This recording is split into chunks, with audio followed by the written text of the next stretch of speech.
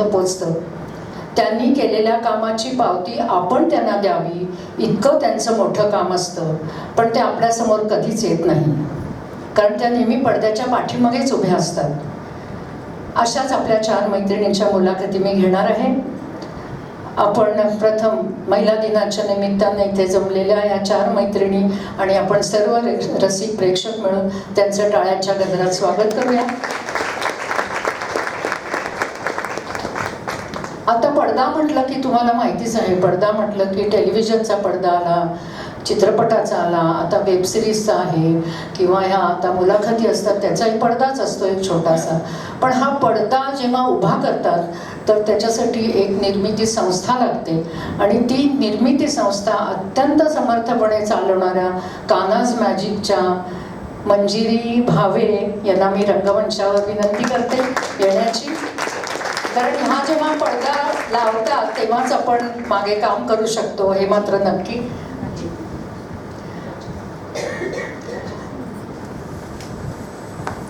पडदा तर लावून झाला, आपण पडद्यावर सादर काय करायचं, आणि ते सादरीकरण करण्यासाठी ज्या तिघी इथे आलेल्या आहेत, ज्यांच्यामुळे आपण या पडद्यावर काहीतरी बघू शकतो आणि ऐकू शकतो, तर आपण जे ऐकू शकतो ते आपल्यासाठी तयार करणारी मुग्धा गोडबोले.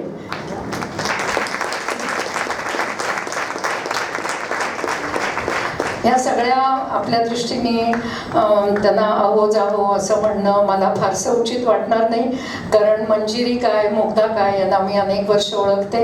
आणि ह्या दोघेही आता ज्या आहेत की जे पडद्यावर तुम्ही बघता त्यांनी कसं दिसायचं, त्यांचं रूप कसं पाटायचं, त्यांनी छान का दिसायचं का कुरूप दिसायचं, त्यांनी काय करायचं आणि कसं तुम्हाला प्रेझेंट करायचं, हे ज्या दोघी ठरवतात त्या वेशभूषाकार पौर्णिमा ओक आणि प्रोस्थेटिक मेकअप ज्याची माहिती आपण आज घेणार आहोत त्या सानिका गाडगीळ, या दोघींनाही मी रंगमंचावर बोलवते.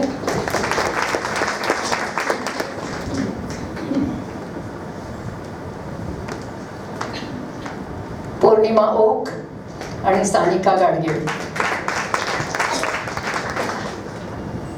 त्या आता पडदा पण उघडलेला आहे, तुमच्या समोर मांडणार आहोत सगळा, त्याच्यावर आपण सर्व चर्चा पण करणार आहोत. प्रथम मी अध्यक्ष सुप्रिया दामले यांना विनंती करते की या चौघींचं सन्मानपूर्वक स्वागत करावं. त्यासाठी आपल्याला प्रायोजक लाभलेले आहेत, ज्यांची ओळख आता आपण करून घेतलीच आहे.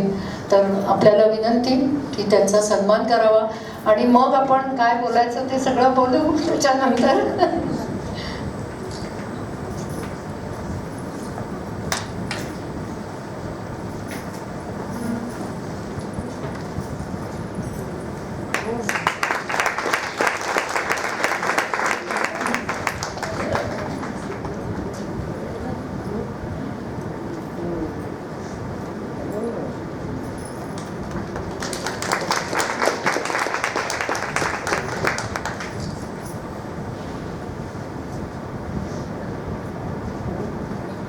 मुग्धा,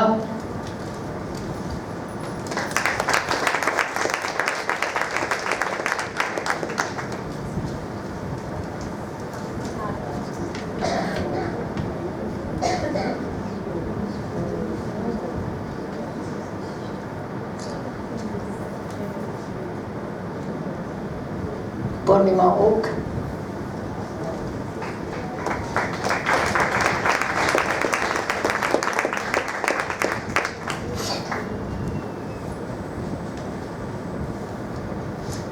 आणि सानिका गाडगीळ.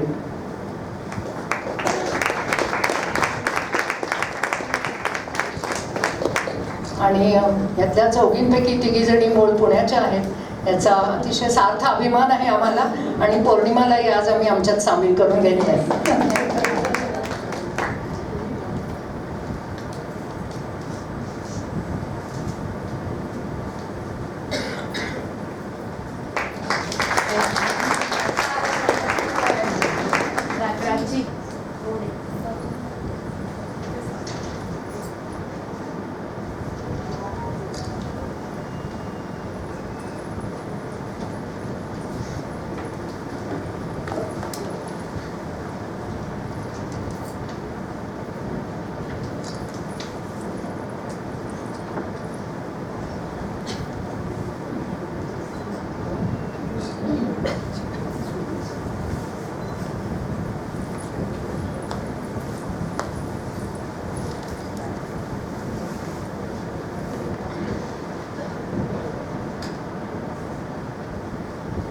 आपण सर्वजण रोज टेलिव्हिजन बघतो, थिएटरमध्ये कित्येक वेळा सिनेमा जाऊन बघतो, वेब सिरीज बघतो, नाटक बघतो, करमणुकीच्या अनेक गोष्टी आपण या पडद्यावर बघत असतो, यूट्यूबवर बघतो.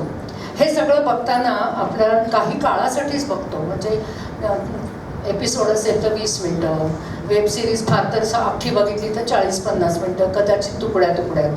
पण ह्या 20-22-25 मिनटासाठी किंवा तासाभरासाठी हे करताना जे काही लोक कष्ट करतात ते आपल्यासमोर कधीच येत नाहीत.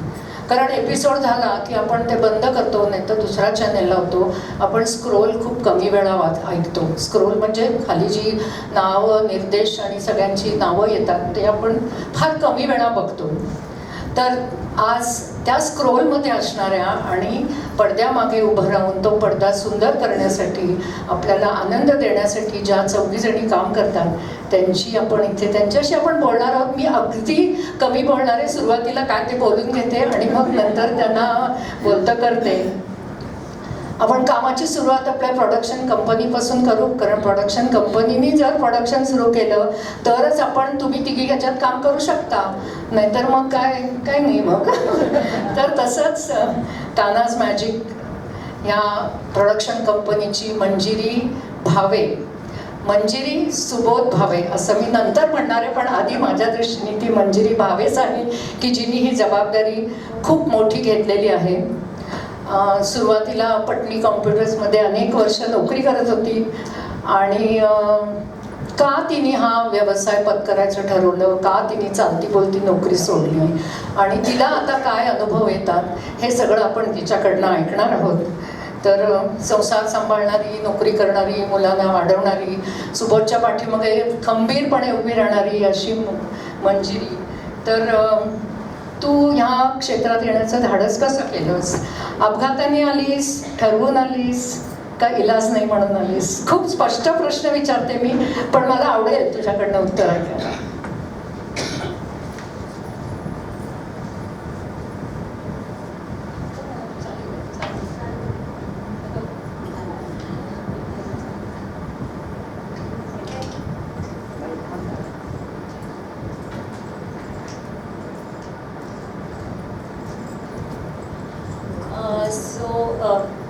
हिंदू महिला सभा पुणे यांचे खरंच खूप खूप आभार.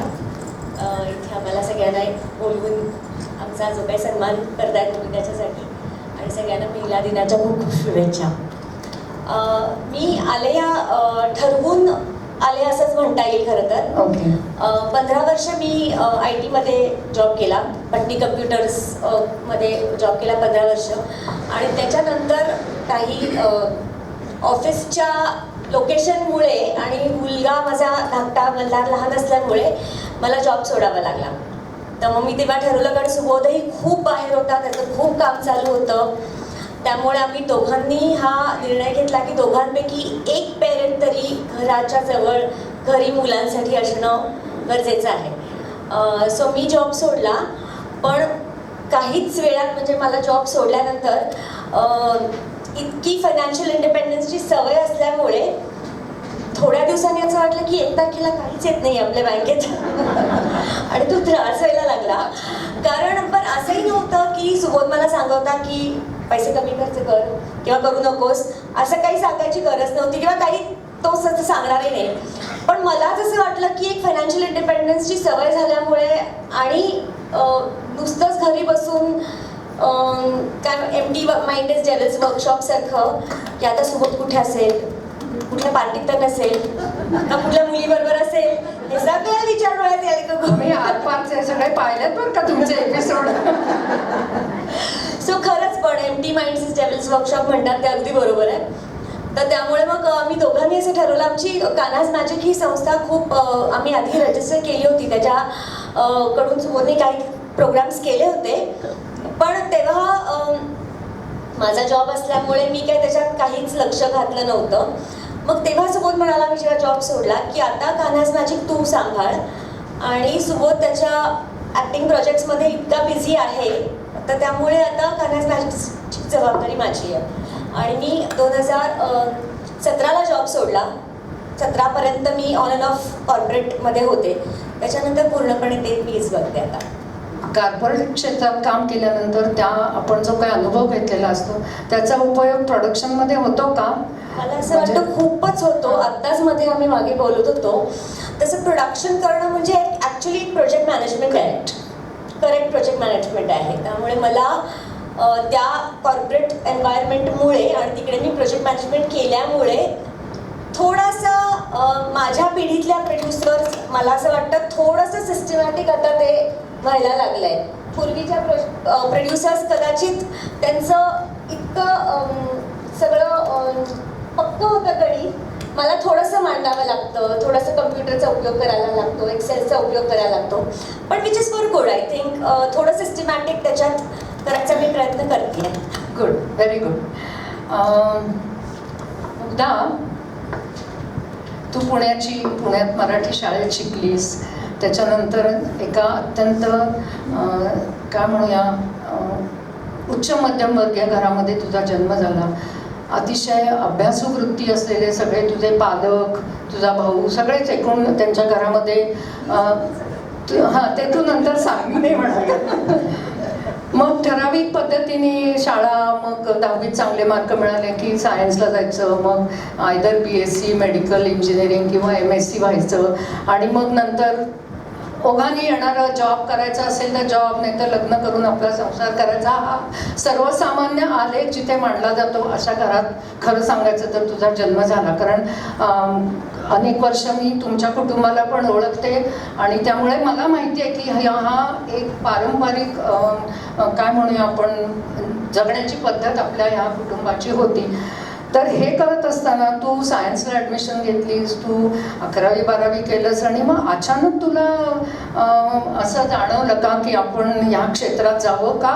हिला प्रश्न विचारला तोच तुला की आयदर अपघाताने ठरवून का करावंच लागलं त्यावेळी म्हणून, पण बहुतेक तुला करावंच लागलं याच्यावर जाणारी तू नाही आहेस याची मला खात्री आहे. त्यामुळे कशी आलीस तू याच्यामध्ये? म्हणजे लेखन क्षेत्र मी थोडं पुढे धरलं आहे, पण तुझा प्रवास कसा सुरू झाला? नाही, तशी अपघाताने आले, पण मग ते इतकं आवडायला लागलं की करावंच लागतं. त्याची सुरुवात अशी झाली की मी लहानपणापासून माझी आई वक्तृत्व स्पर्धांसाठी मला भाषणं लिहून द्यायची अगदी सुरुवातीला. मग हळूहळू करत करत त्या अशा शाळेतले चुणचुणीत मुलींना पाठवतात ना इंटर स्कूल स्पर्धांना वगैरे, तसं मला पाठवायचे. त्याही काळात मला ते आवडायचं. मला स्टेजवर मी उभी आहे, मी एकटी भाषण करते, समोरचे सगळे माझ्याकडे बघतायत आत्ता सारखं, हे मला आवडायचं. आणि पण ते तेवढ्यापुरतंच होतं. त्यानंतर काही वर्षांनी जेव्हा मी फर्ग्युसनमध्ये गेले तेव्हा पुरुषोत्तम करंडकसाठी मी त्या ग्रुपमध्ये गेले आणि तिथे सोनाली कुलकर्णी आमची सिनियर होती, आणि तिने पहिलं नाटक बसवलं होतं ज्या नाटकामध्ये काम करण्याची मला संधी मिळाली होती. ते नाटक साफ आपटलं होतं, पण मला ती सगळी प्रोसेस खूप आवडली होती. आणि तिथून पुढे मग असं झालं की मला कामगार कल्याण स्पर्धेसाठी कोणीतरी विचारलं, राज्यनाट्य स्पर्धेसाठी कोणीतरी विचारलं, पुरुषोत्तम वगैरे चालूच होतं. तर कुठेतरी काम करण्याची संधी मिळत होती. आणि दरवेळेला मला असं लक्षात यायचं की म्हणजे एक प्रसंग मला आठवतो की कोण म्हणतो टक्का दिला नाटक होतं मुंबईला, कामगार कल्याण स्पर्धेचंच काहीतरी होतं, आणि मंजुषा खोडसे त्याच्यात काम करायची, आणि तिची काहीतरी तब्येत बिघडली आणि प्रयोग ठरला होता. संजय पवारच्या नाटकांचं फेस्टिवल होतं, आणि आयत्या वेळेला उपेंद्र लिमई आणि अभय खोडसेंनी अक्षरशः 3 दिवस आधी मला घरी येऊन ते घेऊन गेले होते की मुग्धा आता इलाज नाही आहे म्हणून आम्ही तुला विचारतो, पण रविवारी प्रयोग आहे आणि आज बुधवार आहे, तर गुरुवार शुक्रवार शनिवार 3 दिवस आपण रिहर्सल तुझ्याबरोबर करू, पण रविवारचा प्रयोग तुला करायचा आहे असं म्हणून त्यांनी मला ते स्क्रिप्ट दिलं. आणि दुसऱ्या दिवशी जेव्हा मी आबासाहेब गरवारे कॉलेजमध्ये रिहर्सलला गेले तेव्हा मला दुसऱ्यांची वाक्य पण पाठ होती. तर म्हणजे मला काय लक्षात यायचं की मी केमिस्ट्री शिकायचे, आपल्याला खूप अभ्यास करून केमिस्ट्रीची इक्वेशन्स पाठ होत नाहीत, पण आपल्याला 1-2 अंकी नाटक एका रात्रीत पाठ होतं. तर हे काहीतरी आपल्याकडे ते स्किल आहे ज्याच्यावर मला उपेंद्र असंही म्हणाला होतं की तुझी मेमरी बरी आहे म्हणूनच आम्ही तुला घेतलं होतं नाटकात म्हणून. पण गमतीचा भाग सोडून द्या, मला असं वाटायचं की हे करताना आपल्याला मजा येते, आपण करतो ते अप्रिशिएटही काही प्रमाणात होतंय. मग त्या सुमाराला असं झालं की मला स्मिताताईंनी एका प्रोजेक्टसाठी विचारलं, मला जब्बार पटेलांनी एका प्रोजेक्टसाठी विचारलं, आणि हे सगळं करताना माझं कॉलेज सुरूच होतं. त्यानंतर मग अचानकपणे अशी वेळ आली की मला आभाळमायासाठी विनय आपटेंकडनं फोन आला. आणि मग माझे खरं सांगायचं तर डोळे उघडले किंवा मला असं वाटायला लागलं की आता ती वेळ आली आहे की मला काहीतरी निर्णय घ्यावा लागणार आहे. तोपर्यंत मी हौस म्हणून लोक विचारतायत एक काय आठवडाभर मी करून आले, पुण्यातल्या पुण्यातच शूटिंग आहे म्हणून केलं. पण तुम्ही म्हणताय त्याप्रमाणे एक तो नाकासमोरचा रस्ता ठरलेला होता आणि त्यांनी जाणं मी अपेक्षित होतं. पण मग आभाळमायासारखी मालिका जी तेव्हा त्या काळात घराघरात गेलेली होती आणि खूप प्रसिद्ध होती, त्या मालिकेचा भाग व्हायला मिळणार आहे. नावं त्याच्या मागची विनय आपटे, सुकन्या कुलकर्णी, संजय मोने वगैरे अशी होती. तेव्हा मग मी आईबाबांना विचारलं किंवा सांगितलं की मी वर्षभरासाठी म्हणून जाते. तेव्हा मी वर्षभर एवढी एक सिरियल करते आणि मग मी परत येते. पण तसं कधी झालं नाही. छान, तुझा प्रवास आम्ही बघतोच आहोत तेव्हापासून आणि आता वेगळ्या वेगळ्या रूपात तू आम्हाला दिसतेस. म्हणजे नुसतीच पडद्यावर तेव्हा दिसत होतीस, आताची रूपं तुझ्याकडनं नंतर आपण भेटूच. पौर्णिमाची आणि माझी ओळख साधारण मला वाटतं 20-22 वर्षापूर्वी असेल. सावरकर सिनेमाचं शूटिंग पुण्यात चालू होतं आणि एक दिवस मला मृणालचा फोन आला, मृणाल कुलकर्णीचा, की त्याच्यामध्ये एका ब्रिटिश बाईची भूमिका करायची आहे, तर तू करावीस असं मला वाटतं आणि मी ते हो म्हणून सांगून टाकलंय, तर तू कर. तर हे सगळं मला तेव्हा खूप नवीन होतं. आता मी म्हटलं तर 10 वेळा विचार करून सांगेन, पण तेव्हा काय आणि सावरकरांचा सिनेमा, मग आपण नाही कसं म्हणायचं, म्हणून मी हो म्हटलं. आणि पौर्णिमाचा मला फोन आला की मी तुमच्या घरी येते आणि तुमच्यासाठी मी एक फ्रॉक घेऊन येणार आहे. मी कपाळावर हात मारला, म्हटलं मी आयुष्यात 40 वर्षाची होईस्तवर पंजाबी ड्रेस सुद्धा घातला नव्हता, तर मी फ्रॉक कुठून काढला. ती म्हणली तुम्ही नका काळजी करू, ते मी बघते सगळं. आणि मग खरंच तुम्हाला सांगते की ती माझ्या घरी आली. मग तिने तो असा मोठा गाऊन होता, मग त्याला ते शोभणारं सगळं केस बीस असं सगळं होतं. आणि मग तो सगळा साज शृंगार करून आम्ही त्या दिवशी शूटिंगला तिकडे गेलो.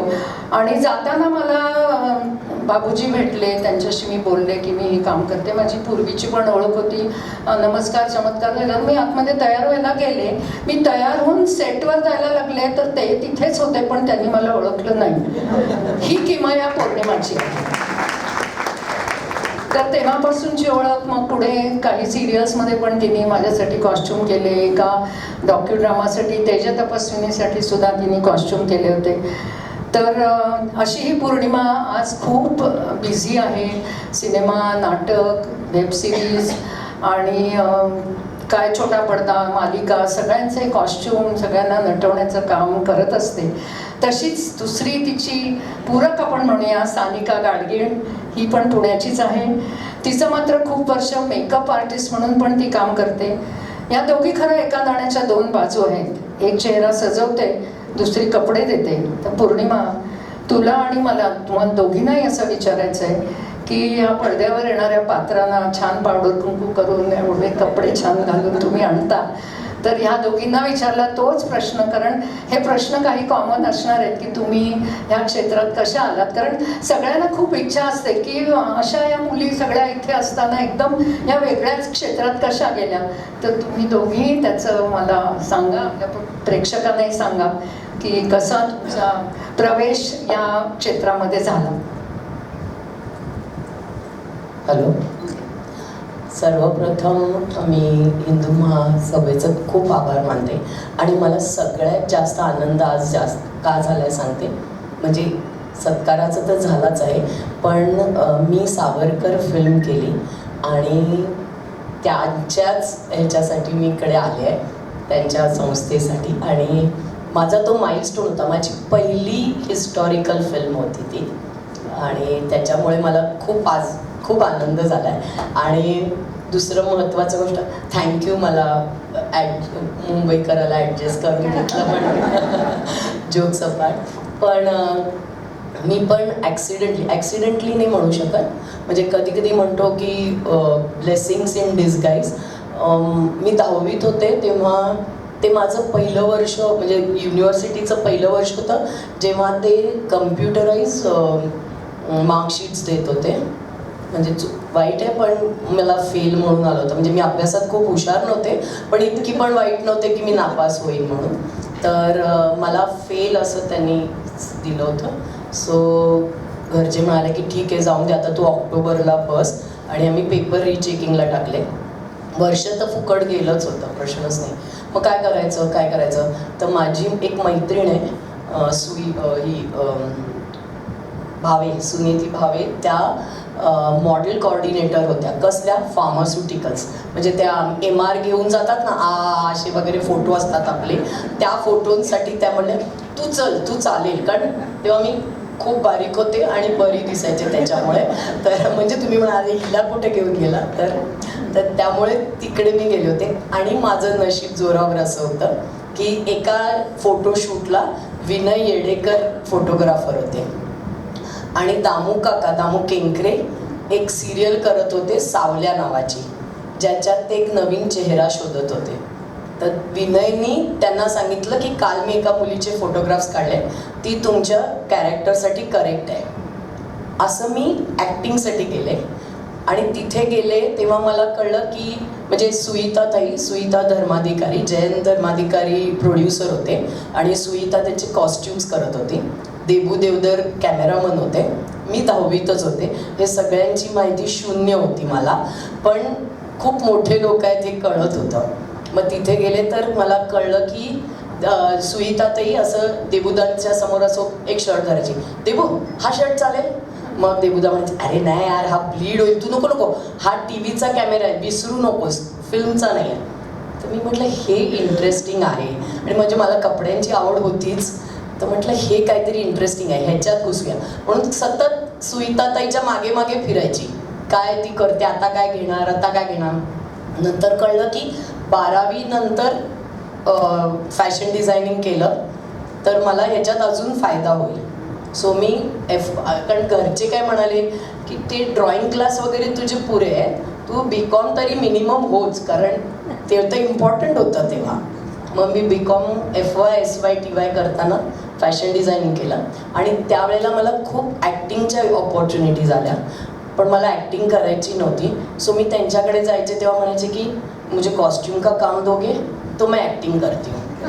असं उलटा प्रवास. म्हणजे मी गोविंद नेलानी, कुंदन शाह, सईद मिर्झा या सगळ्यांकडे कॉस्ट्यूम मी सांगायचे, हाँ मैं बैक स्टेज में ड्रेस दादा को हेल्प करूंगी, सब करूंगी, लेकिन मैं कॉस्ट्यूम करूंगी. मग ते कधी माझा सीन असेल, कल तेरा सीन आहे, इधर उधर घुमती मत बैठ. मग असं मी कॉस्ट्यूममध्ये शिरले आणि म्हणजे मला त्याच्यातच जास्त आवड होती. असं मी इकडे आले. पण नंतर माझ्या लक्षात आलं की मला दोन्ही करता येणार नाही ना, ॲक्टिंग आणि कॉस्ट्यूम असं. सो मी कॉस्ट्यूम निवडलं आणि मी तेच कंटिन्यू केलं. निवडण्याचं स्वातंत्र्य स्वतःकडे घेऊन त्याच्यात प्रगती करणं हे खूप मोठं असतं आणि ते तिने सांभाळून घेतलं आणि स्वतः केलंय.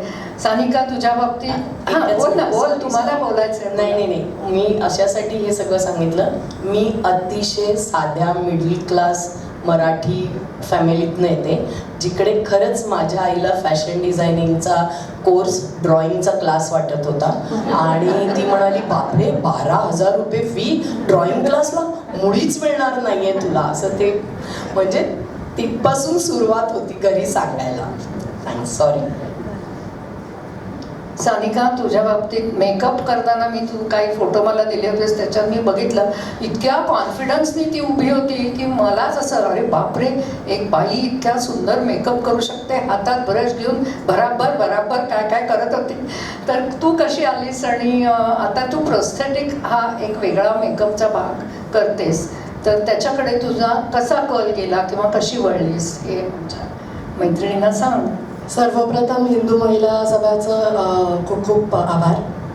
इथे आम्हाला बोलवलं त्यामुळे आम्ही सांगू शकतो की आम्ही काय केलं काय नाही केलं. तुमच्या प्रश्नाचं उत्तर, मी 10वी झाल्यानंतर एक विक्रम गायकवाडांचं आर्टिकल आलं होतं पेपरमध्ये, ज्याच्यामध्ये त्यांनी त्यांचा प्रवास आणि सगळ्या गोष्टी लिहून दिलेल्या होत्या आणि ते एक 5 दिवसाचा क्रॅश कोर्स करायचे, पुण्यामध्ये घ्यायचे तो क्रॅश कोर्स. तर तो क्रॅश कोर्स जेव्हा मी वाचलं तेव्हा मला करायचं असं आईला म्हणाले होते. मला काहीतरी आर्टिस्टिक करायचं हे मला माहिती होतं, पण मला कम्प्युटर डिझायनिंग करायचं नाही आहे हेही मला माहिती होतं. तर त्यामुळे मग आम्ही सरांकडे गेलो. मग मी 5 दिवसाचा कोर्स केल्यानंतर सरांनी माझ्या आईला विचारलं की हिचा हात चांगला आहे तर हिला पुढे शिकण्याची इच्छा आहे का, कारण तोपर्यंत फिमेल मेकअप आर्टिस्ट इंडस्ट्रीमध्ये नव्हतीच. तर म्हणून मग मला इच्छा होती. मग सरांनी आईला असं सांगितलं होतं की मी 70% शिकवीन, पण पुढचे 30% टेक्निकली स्ट्रॉंग होण्यासाठी बाहेर देशात जाण्याची गरज आहे. तर हे जर शक्य असेल तर ह्याच्यामध्ये पुढे सक्सेसफुल होता येऊ शकतं. तर माझ्या आईने साथ दिली, माझ्या घरच्या सगळ्यांनीच साथ दिली. आता सर नाही आहेत, पण मग सरांनी मला त्यांचे जेव्हा काय ट्रायल्स वगैरे असतील त्या सगळ्यासाठी ते मला बोलवायचे. मग एक दिवस त्यांनी मला असा प्रश्न विचारला, तुला मी का बोलवतो असं तुला वाटतं, किंवा तुझ्यावर मी का करतोय हे असं तुला वाटतं. तर मला खरंच असं वाटलं होतं की मी कोणाला तरी करताना त्या व्यक्तीला वेदना होत आहेत का, किंवा काय फील होत आहे आपण करताना हे मला जाणवावं, म्हणून ते मला बसवायचे मॉडेल म्हणून. तर त्यांचा खरंच उद्देश तो होता. आणि मग तसं माझा प्रवास सुरू झाला. आणि मग मी फ्रान्समध्ये गेले माझी 12वी झाल्यावर. तिथे मी डिप्लोमा केला, ॲडव्हान्स डिप्लोमा केला प्रॉस्थेटिक्समध्ये. आणि मग परत आल्यानंतर मी कामाला सुरुवात केली. त्याच्या आधी मी मेकअप आर्टिस्ट म्हणून 2009 पासून काम करतच होते. अच्छा. आणि प्रॉस्थेटिक मेकअप किती सालापासून तू करतेस? 2009. तू म्हणजे पुष्कळ वर्ष झाली. Very good. तर पण मला पहिलं मोठं काम 2000 आपण कधी केलं फत्तेशिकस्त 2013 नाही 4-5 वर्षापूर्वी. नाही 2018 साली आम्ही फत्तेशिकस्त केला, तेव्हा मला पहिलं मोठं काम मिळालं. अच्छा अच्छा. त्याच्या आधी मी छोटे छोटे प्रॉस्थेटिक्सचे पार्ट्स सिनेमांमध्ये केले होते. ओके. पण त्यांनी काही असं मी अख्खा सिनेमा केला असं म्हणू शकत नाही आपण. त्यामुळे पहिला मी सिनेमा जो केला तो फत्तेशिकस्त होता. अच्छा अच्छा. आणि त्याच्यासाठी फॉर्च्युनेटली मला स्टेट अवॉर्ड पण मिळालं.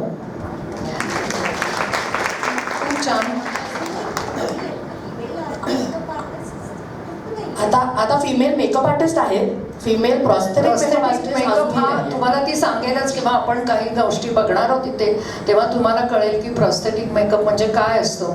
आणि ते ती समजावून सांगेल, किंवा ती तुम्हाला सांगेलच कसं असतं, काय करावं लागतं. आणि इथे पण आपण बघणार आहोत.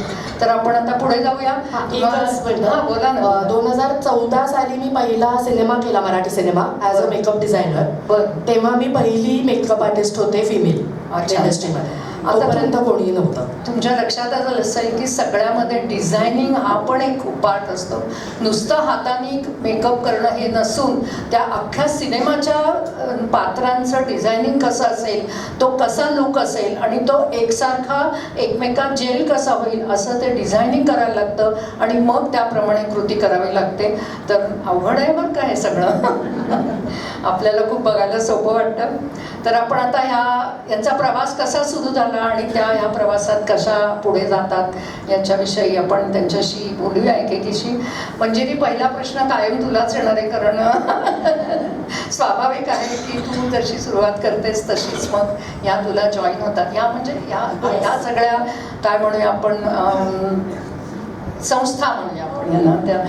तर तुम्ही कशी निवड करता एखाद्या सिरियलची किंवा सिनेमाची, किंवा म्हणजे मला प्रश्न का विचारायचा आहे की तुमच्या मनात येतं का, तुमच्याकडे कोणीतरी कथा घेऊन येतं का, तुम्ही ठरवता की यांना आपण बोलवूया, हे कथा चांगली लिहितात किंवा हे यांचं काम चांगलं आहे, तर आपण त्यांना बोलवून त्यांच्याशी तुमची चर्चा होते का? हा अगदी खूप ढोबळ प्रश्न आहे, पण कशी निवड होते आणि मग तुम्ही पुढे कसे जाता?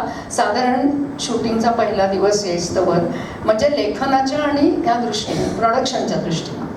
खरं तर यातलं काहीही होऊ शकतं. एखादी कथा डोक्यात एखादा छोटा जर्म असू शकतो. तू उदाहरणं दिलीस तरी सुद्धा चालेल. हा, म्हणजे त्याच्याबरोबर एखादा छोटा जर्म असू शकतो डोक्यात. इधर माझ्या म्हणजे कान्हाज मॅजिकमध्ये जरी सगळं त्याचं प्रोडक्शन आणि मॅनेजमेंट मी बघत असेल, तरी मध्ये मध्ये त्याच्या क्रिएटिव्ह प्रोसेसमध्ये सुबोध नक्कीच असतो. तर एखादा काहीतरी जर्म सुबोधच्या डोक्यात येऊ शकतो, किंवा आमचे जे काही लेखक मित्रमंडळी आहेत त्यांच्याकडे एखादी कथा असू शकते, किंवा चॅनलकडेही एखादा जर्म असू शकतो. त्यामुळे याच्यातलं काही होऊ शकतं प्रोजेक्ट किक ऑफ व्हायला, सुरुवात व्हायला. तसे शुभमंगल ऑनलाईन ही माझी पहिली मालिका होती जी मी प्रोड्यूस केली. तर आमचा एक मित्र आहे मनीष दळवी म्हणून. तर तेव्हा लॉकडाऊन चालू होता आणि त्याच्या डोक्यात लॉकडाऊनमधली एखादी गोष्ट करावी असं एवढं झालं. आणि मग त्याच्यानंतर ती कथा आम्ही लेखकांकडून लिहून घेतली. सो ती कथा लिहिल्यावर जाऊन चॅनलच्या काय चॅनलच्या हेड्सकडे त्याची पहिली मीटिंग होते बेसिकली, की ही कथा तुमच्या चॅनलसाठी उपयोगी आहे का. कारण प्रत्येक चॅनलचं असं एक काय म्हणता येईल मुद्दा काय आहे, प्रत्येक चॅनलचं एक म्हणजे त्या चॅनलवर कुठल्या गोष्टी ठरलेलं असतं त्यांचं की ठरलेल्या- कुठल्या विषयावर आपण मालिका करावी किंवा असं काही असतं. मुग्धाला मी मध्ये मध्ये विचारेन, कारण मुग्धाने आता खूप छान पुस्तक लिहिलंय ह्याच विषयावर. Yes. हो, प्रत्येक चॅनलचा एक आपण असं म्हणूया की चेहरा मोहरा ठरलेला असतो, ज्याच्यामध्ये पूर्वी ची जशी खूप अशी मध्यमवर्गीय मालिकांचा त्यांचा तो तसा पॅटर्न होता. त्याच्यानंतर अचानकपणे खूप अशा श्रीमंती मालिका वगैरे यायला लागल्या, तर त्यामध्ये आमची मालिका बसतीये का असं ते त्यांना म्हणजे थोडंसं चॅनेलवर अवलंबून पण असतं की खूप असतं. हो ते ओघाने येईल पुढे. खूप असतं. सो जसं आता प्रवाहावर खूप ड्रामा, खूप हाय ड्रामा सिरियल्स चालू आहेत, कलर्सवर एक वेगळ्या प्रकारच्या सिरियल्स चालू आहेत. तर त्यामुळे त्या चॅनलवर आपली ही सिरियल अप्रूव्ह होईल का ही गोष्ट, एकदा त्यांच्याकडून ती एक अप्रुव्हल आलं की मग टीमची जमवाजमवी, मग बाकी म्हणजे आधी फक्त लेखक आणि निर्माती हे दोघंच जण जाऊन मीटिंग्स करतात आणि मग हळूहळू लोकेशन बघणं, मग त्याची बाकीची सगळी टीम जमवणं, आर्टिस्ट जमवणं आणि मग शूटिंगचा पहिला दिवस असं हळूहळू. पण एक मला असं वाटतं साधारणतः 1.5 महिन्याची प्रोसेस असते. मला विचारायचं होतं की किती वेळ जातोय. साधारणतः 1 ते 1.5 महिन्याची प्रोसेस असायला हवी आहे.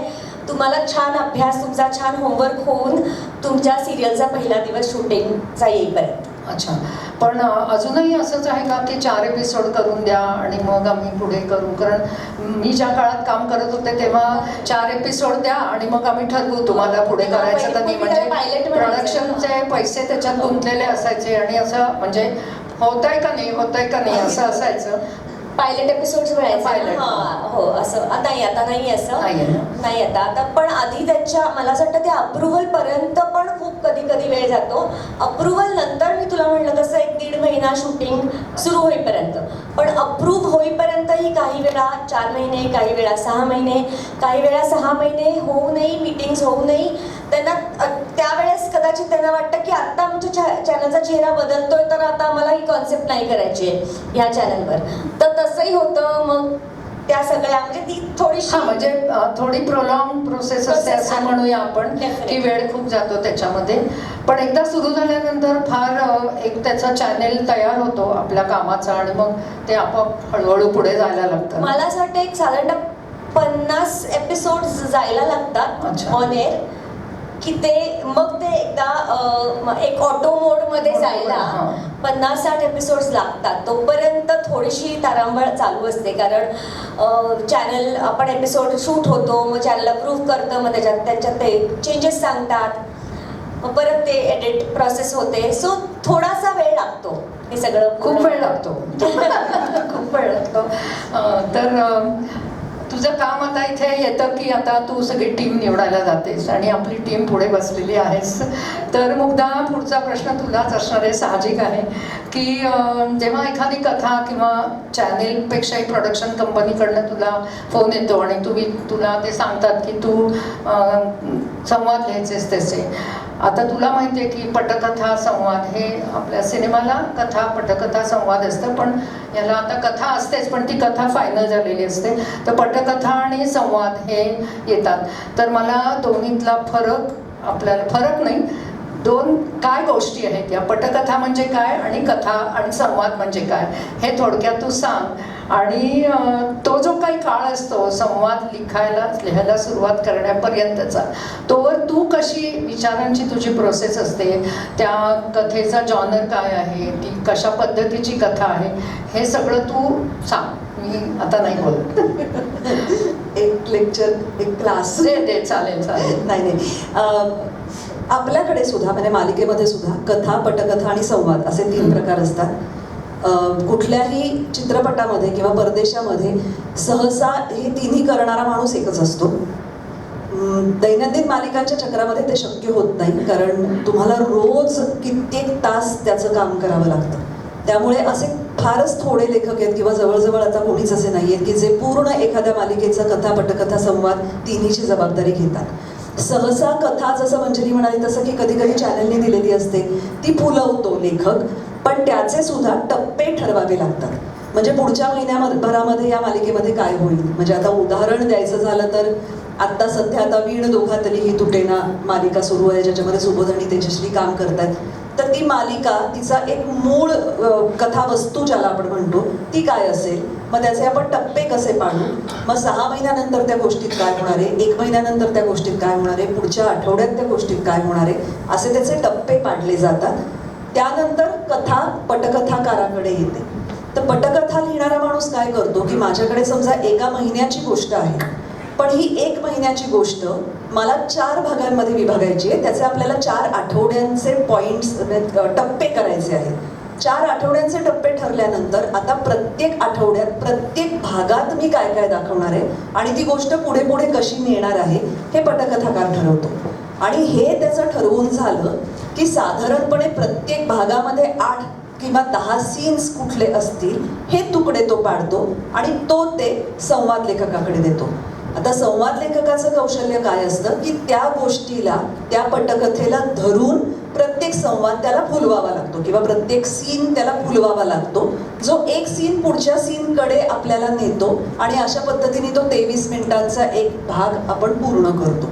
तर असे टप्पे पाडत ते कथा पटकथा आणि संवाद करत या साधारणपणे एक 8-10 जणांच्या नजरेखालून जाऊन मग ते प्रत्यक्ष शूटिंगला कलाकारांच्या हातात गेलेले असतात.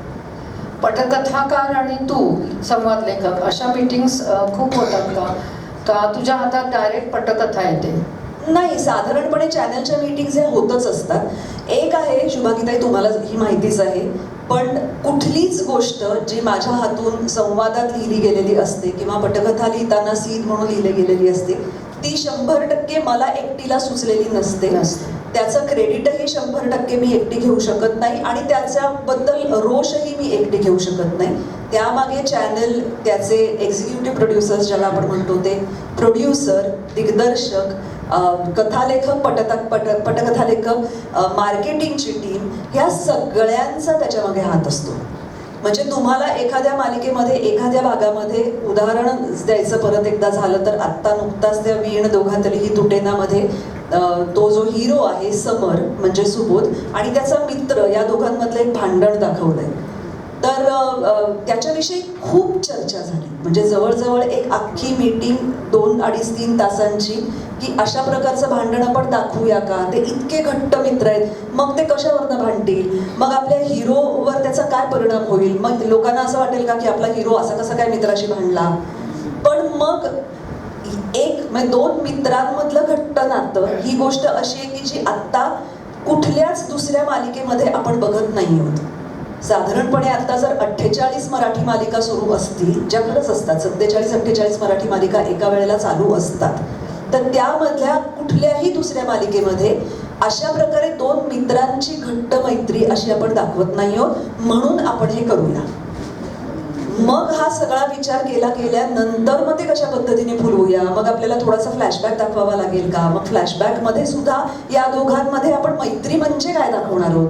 म्हणजे हे दोघं जण शाळेत असल्यापासून एकत्र होते का, यांचे आईवडील मित्र होते का, हे नुकतेच काही वर्षांपूर्वी भेटलेत का, यांची लग्न वगैरे वगैरे, ह्या सगळ्याविषयी खूप चर्चा होते आणि मग तुमच्या समोर तो एपिसोड येतो. त्याच्यामुळे तुम्ही म्हणताय तसं की आमच्यामध्ये सतत हे बोलणं सुरू असतं.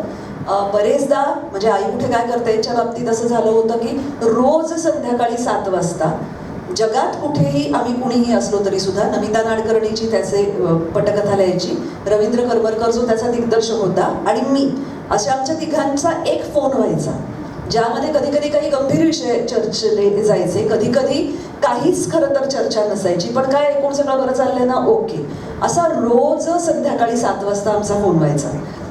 जेव्हा पॅन्डेमिक अचानक झालं तेव्हा हे फोन्स संध्याकाळी 7 वाजता सुरू झालेले रात्री 1:30 पर्यंत वगैरे चालायचे. कारण अचानकपणे उद्या निघून आपल्याला सगळ्यांना कुठेतरी बायो बबलमध्ये सिल्वासाला वगैरे जायचंय आणि आपल्याला माहितीच नाही की आता इथून पुढे आपण गोष्टीत काय करू शकणार आहोत, कारण तिथे 15 दिवस राहायचंय का 1 महिना राहायचंय का 2.5 महिने राहायचंय आपल्याला माहीतच नाहीये. कलाकारांपैकी अनेक जण कोविडने आजारी पडतायत, आपल्याला त्यांना नेताच येत नाहीये. तिथे मॅक्सिमम 9 माणसांना नेता येणार आहे. अशा प्रकारच्या सगळ्या सिस्टीम्समध्ये. त्यामुळे ही चर्चा पटकथाकाराशी, कथाकाराशी, दिग्दर्शकाशी, कारण तिथे शूटिंगला मी भयंकर काहीतरी फॅन्टॅस्टिक माझ्या डोक्यात कल्पना येईल आणि मी लिहीन की कुठेतरी घराला आग लागली समजा, पण ते दाखवणं शक्य आहे का?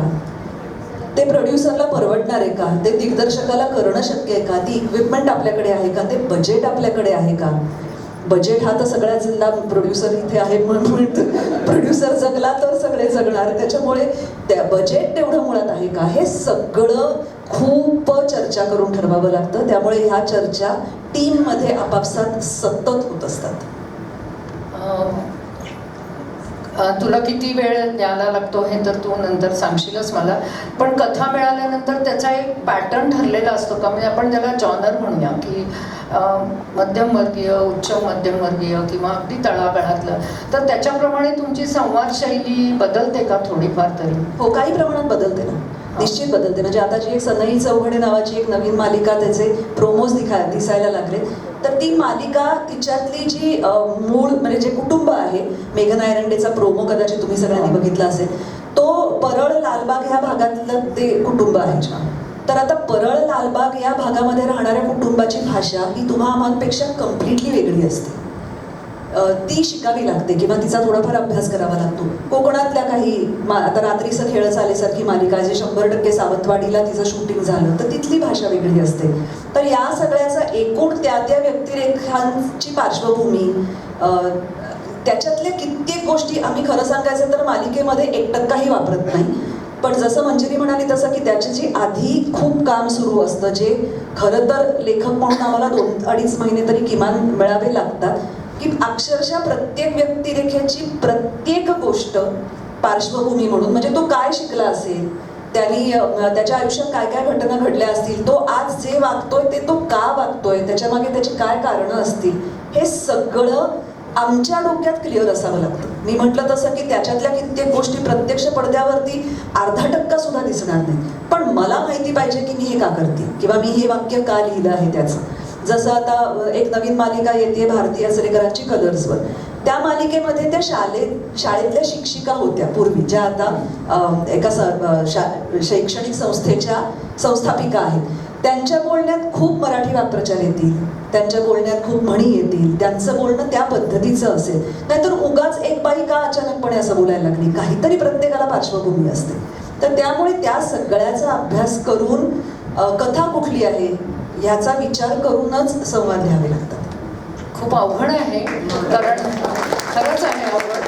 कारण आपण बघतो मुद्दाने लिहिलेल्या अनेक मालिका तुम्ही पाहिल्या असतील, अत्यंत योग्य चपखल शब्द, त्या त्या प्रसंगाला अनुरूप तिचे संवाद असतात. आणि मला नेहमी तिचा संवाद पाहिला की काही वेळेला आनंद इतका होतो की कधीतरी माझा तिचा मेसेज जातो की छान लिहिलंयस की गं, आणि मग तिचा असा नमस्कार असं येतो. तर खूप बरं वाटतं अशा वेळी की आपल्याकडची एक मुलगी इतक्या मोठ्या कामामध्ये रस घेते आणि आपल्याला आनंद देते. तर असंच तुझं लिखाण सतत आम्हाला बघायला मिळो. लिखाण बघणं काय असतं हे आता आपल्याला कळलंच असेल.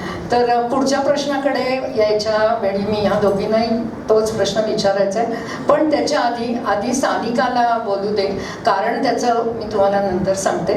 ॲक्च्युअली सानिका, तुलाही अशीच मीटिंग करायला लागते का?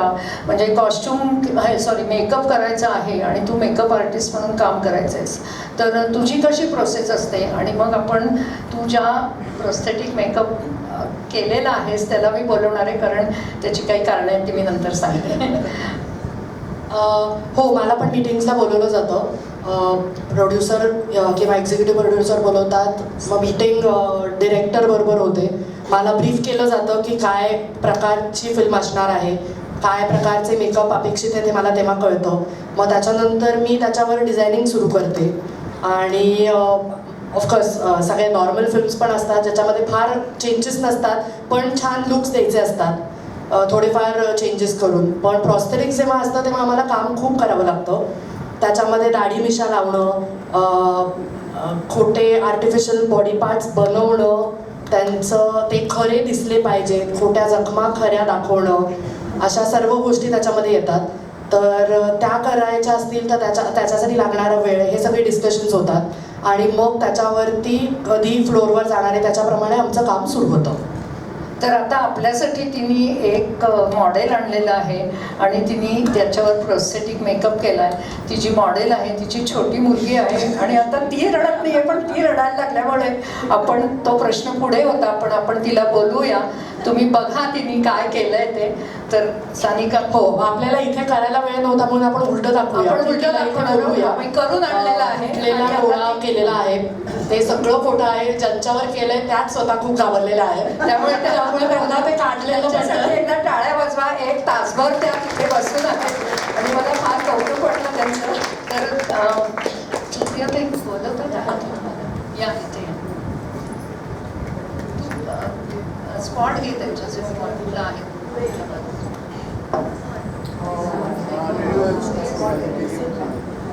दिसतंय तुम्हाला?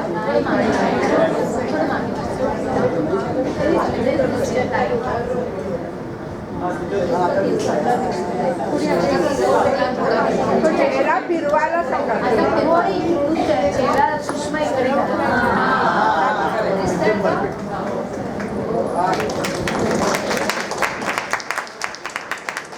तुमचं नाव काय? आज सुषमा गंगावणे. हिच्यासाठी पुन्हा एकदा टाळ्या वाजवा. खरंच ती 2 तास इथे बसली आहे. आज पहिल्यांदा मला जाणवलं की आर्टिस्टवर करताना आर्टिस्टला आधीच माहिती असतं की आपल्यावर काहीतरी प्रॉस्टिक केलेलं जाणार आहे, त्यामुळे त्रास नाही होणार आहे. या पहिल्यांदा मेकअपला बसलेल्या असल्यामुळे त्या खूप घाबरत होत्या.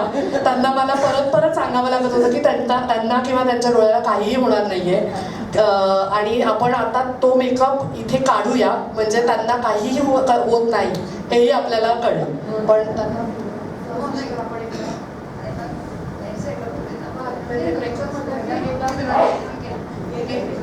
हाताला धरून द्या. जरा जनरल आहे. बाहेरचे दिवे लावा. सगळे कोण आहे तिकडे? सगळे दिवे लावा थोडा वेळ. 1-2 याच्यामध्ये त्यांना काहीही त्रास होत नसतो. त्यांचा डोळा पूर्णपणे बंद आहे. चिकटपट्टी लावलेली आहे, त्यामुळे त्यांना काहीही जखम होत नाही. कुठलंही प्रॉडक्ट जे वापरलंय त्यांनी कशाची रिॲक्शन येत नाही. दाखव तिथे 2 मिनिटं उभी त्या राहा. इतक्या घाबरत होत्या की त्या चिकटपट्टी लावलेला डोळा सुद्धा उघडायचा प्रयत्न करत होत्या.